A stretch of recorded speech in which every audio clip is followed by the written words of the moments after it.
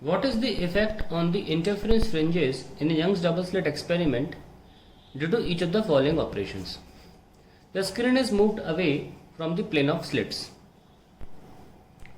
देखिए, जब भी आपको बोला जाए effect on the interference fringes तो उसका मतलब होता है कि आप बीटा की बात कर रहे हैं. बीटा यहाँ पे इंटरफ्रेंस में क्या है? Thickness of fringe. इसी के बारे में बात की जाती है, थिकनेस ऑफ फ्रिंजेस. समटाइम्स हम इंटेंसिटी की भी बात करते हैं, लेकिन उसके भी यहाँ पे कुछ पार्ट्स हैं जिसमें हम इंटेंसिटी को लेकर बात करेंगे, या पैटर्न दिख भी रहा है कि नहीं अल्टीमेटली. लेकिन मोटा मोटा मैं कहना चाहता हूँ कि थिकनेस ऑफ फ्रिंजेस के ऊपर ही बात की जाती है ना. बीटा का फॉर्मूला होता है लेमडा डी बाय डी, जिसमें कैपिटल डी जो होता है वो होता है स्लिट्स और स्क्रीन के बीच की दूरी, और छोटा डी जो होता है वो दो स्लिट्स के बीच की दूरी होती है. और अक्सर डी बाई डी को अप्रॉक्सीमेटली 1000 मिनिमम होना चाहिए. खैर, कह रहे हैं the screen is moved away from the plane of slits. So if screen is moved away that is D increases, then beta also यानी thickness of fringe also increases. इसके अलावा आपको कुछ भी लिखने की जरूरत नहीं है. बी पार्ट,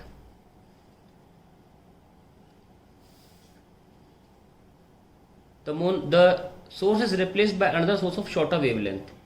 हम देख सकते हैं कि बीटा जो है वो लेमडा डी बाय छोटा डी है, जहाँ पे बीटा की प्रोपोर्शनलिटी लेमडा से डायरेक्ट है, जस्ट लाइक डी.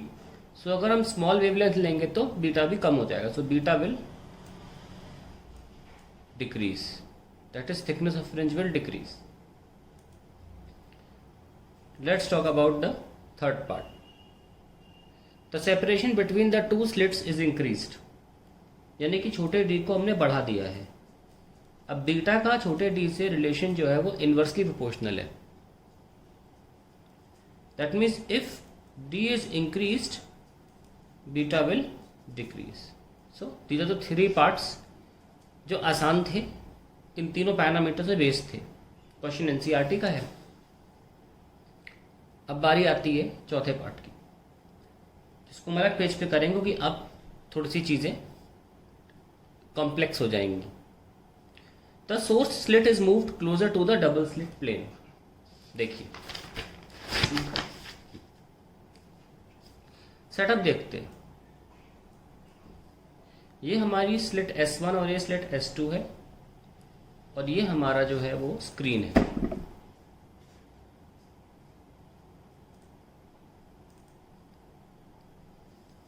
नाउ इस स्लिट्स के बीच की दूरी को हम छोटे डी से दिखाते हैं इंटरफ्रेंस में, और इस दूरी को हम कैपिटल डी से दिखाते हैं. सपोज यहां पर वो सोर्स रखा है जिससे एक्चुअली में लाइट निकल रही है, इनमें जाती है, और अलग अलग डिस्टेंस ट्रेवल यहां से भी डिस्टेंस अलग अलग हो सकते हैं, पर नॉर्मल केसेस में हम ये सोर्स को दोनों स्लिट से बराबर दूरी पे मान लेते हैं.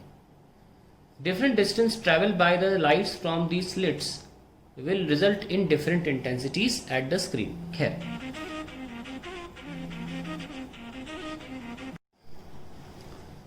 so now we have a special condition होती है कि इंटरफेरेंस पैटर्न बने. और वो कंडीशन सुनिए क्या है. अगर हमारे सोर्स का साइज ऑफ सोर्स मैं मान लूं से x है, let size of source be x and distance between, और ये दूरी जो है ये y मान लें.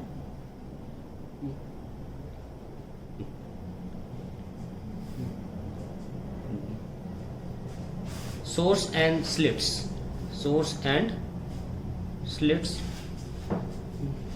Is y, then x upon y should be less than lambda by b, where lambda is wavelength of light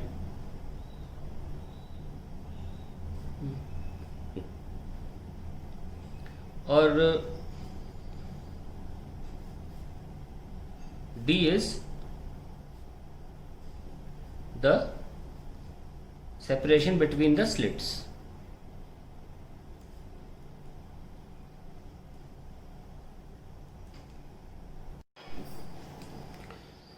this is the condition which has to be satisfied for fringes to be, fringes यानी कि dark and bright bands of intensities, fringes to be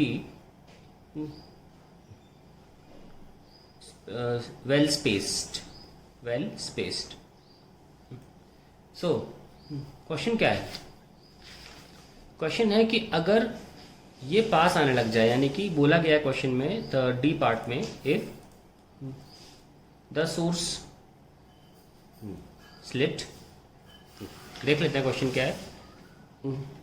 The slit is source moved closer. हाँ, the source slit या source is moved closer to slit. इनके पास इसको ले जा रहे हैं, तो इसका मतलब ये हुआ ना कि y डिक्रीज हो रहा है. So if y decreases, the ratio x upon y increases and approaches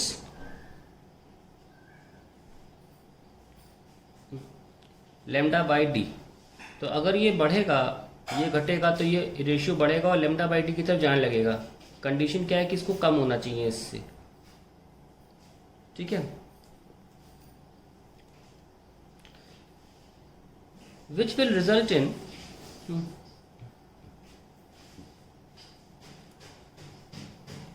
bright fringes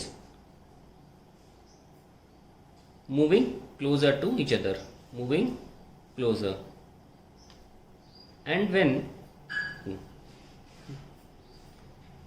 x upon y equals to lambda by d, the fringes touch each other. कौन सी? ब्राइट. टच ईच अदर, यानी कि dark तो रही नहीं जाती, तो and therefore जो pattern है वो तो रहा ही नहीं, क्योंकि डार्क फ्रिंज तो गई.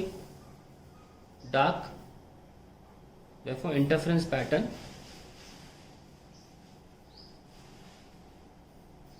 Is not obtained. ये है कहानी कि आपको इसीलिए y को कम करने से ये होगा. तो अल्टीमेटली हम शॉर्ट में कैसे लिख सकते हैं? अगर हमें शॉर्ट में लिखना हो, इस पूरे को पूरा पढ़ना भी सही है, लेकिन शॉर्ट में लिखना हो, बोर्ड एग्जाम में मान लो आ जाए और 2 लाइन में लिखना हो, तो ऑन डिक्रीजिंग y, आप y स्पेसिफाई कर दीजिए ताकि आपको ज़्यादा लिखना ना पड़े. y मेंशन कर दिया और साइज x मेंशन कर दिया, फिर बोलिए and decreasing y x upon y increases and approaches lambda by d, which will result in overlapping of fringes. खत्म. तो ओवरलैप ही तो हो रही हैं, लैपिंग ऑफ फ्रिंजेस. ध्यान रखें, ओवरलैपिंग तभी शुरू होगा जब ये रेशियो इससे बड़ा हो जाएगा. जब बराबर है तो बिल्कुल आपस में टच कर रही है साइड बाय साइड. जब तक कम है तब तक आपको थोड़ा बहुत ब्लैक दिखता रहेगा बीच में उनके.